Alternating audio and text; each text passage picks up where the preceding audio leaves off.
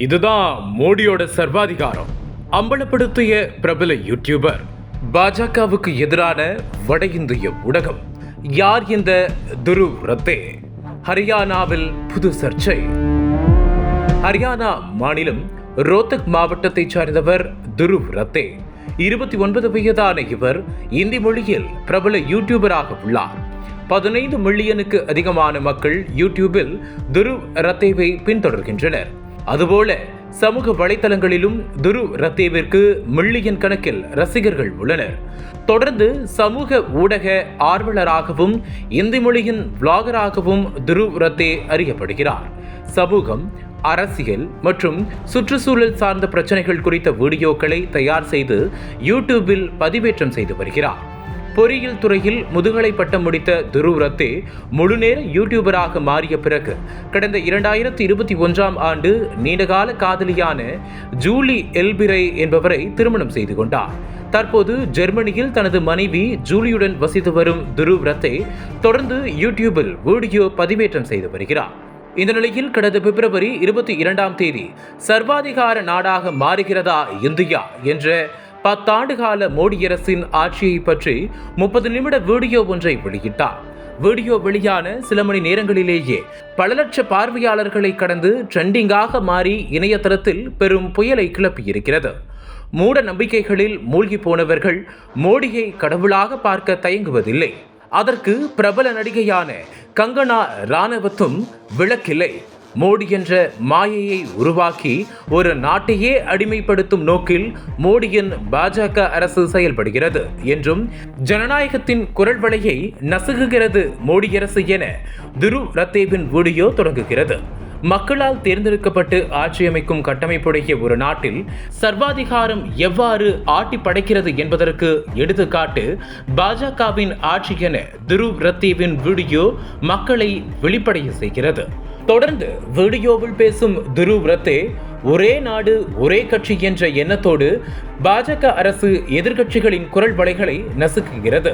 குறிப்பாக வட மாநிலங்களில் இருக்கக்கூடிய மெயின்ஸ்ட்ரீம் மீடியாக்கள் பாஜகவின் ஊதுகோலாக செயல்படுவதாகவும் எதிர்க்கட்சிகளை விவாதங்களில் பேசக்கூட அனுமதி அளிப்பது இல்லை என்றும் இவர்கள்தான் ஜனநாயகத்தின் 4வது தூணா என கடுமையாக விமர்சனம் செய்கிறார்.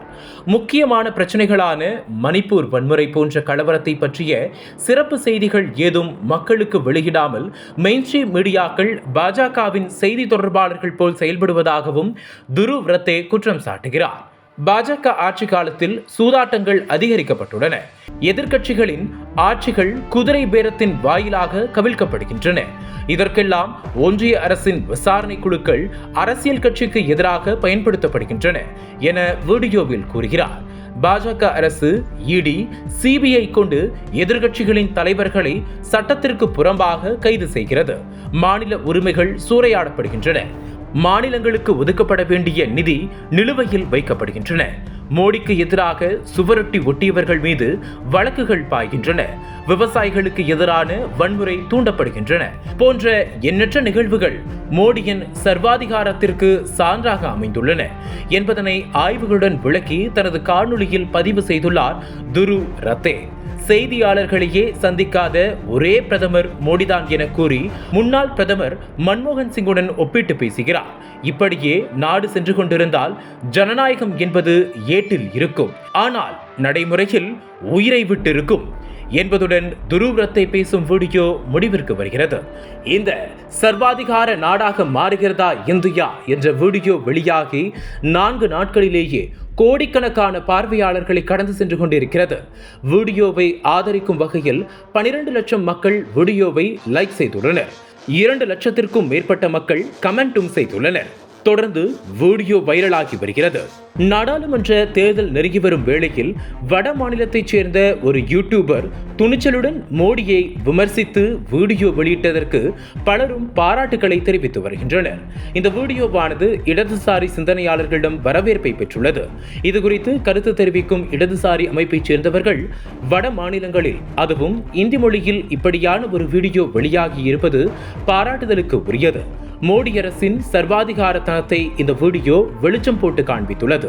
ஆனால் பாஜக அரசு மோடி வந்த பிறகுதான் இப்படி சர்வாதிகார போக்குடன் செயல்படுவதாக கூறுவதை மறுக்கின்றோம். அது தொடக்கத்தில் பாபர் மசூதி இடிப்பில் இருந்தே அவ்வாறுதான் செயல்பட்டு வருகின்றது. தமிழில் பிரபல யூடியூபர்கள் பேச தயங்கும் விஷயத்தை துருவ் ரத்தே துணிச்சலுடன் பேசியுள்ளார் என கூறினர்.